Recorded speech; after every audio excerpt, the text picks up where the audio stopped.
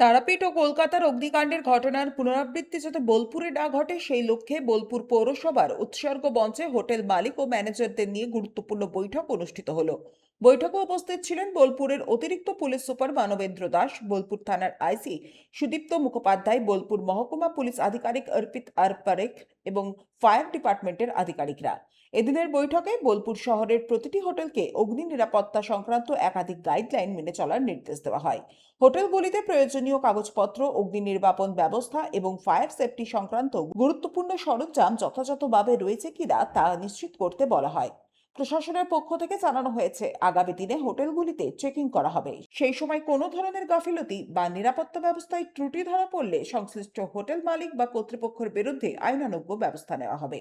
পর্যটন কেন্দ্রিক বোলপুর শান্তিনিকেতনে আগত পর্যটকদের নিরাপত্তার কথা মাথায় রেখেই এই পদক্ষেপ বলে প্রশাসনের পক্ষ থেকে জানানো হয়েছে। দেখেছি হোটেলের বেশিরভাগই মালিকরা এসেছেন, ম্যানেজাররা এসেছেন। ইলেকট্রিসিটি এবং ফায়ার নিয়ে যাতে কোনো দুর্ঘটনা না হয়, কিপিং ইন মাইন্ড যে তারাপীঠে এরকম একটা ইনসিডেন্ট হয়েছে সেটা যাতে রিপিট না হয়, তাদের কিছু ডুজ অ্যান্ড ডোন্টস আমরা জানালাম।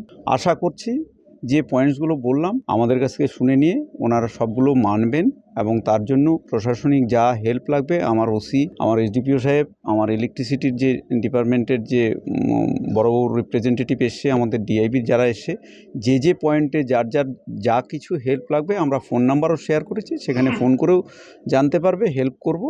এবং যদি ফিজিক্যালি আসতে চায় ফিজিক্যালি এসেও কোনো হেল্প চাইলে আমরা হেল্প করতে রেডি আছি, বাট ওরা যাতে সব পয়েন্টগুলো সিরিয়াসলি পয়েন্ট আউট করে ঠিকঠাক করে নেয়। তো আমরা ভেরি রিসেন্ট পুলিশ, ফায়ার এবং ইলেকট্রিসিটি দরকার পড়লে যে এরিয়া এখানে নেই শান্তিনিকেতনে আছে, ফরেস্টকেও একসাথে করে আমরা জয়েন্টলি ভিজিট করে প্রত্যেকটা জিনিসই আমরা দেখে নেব।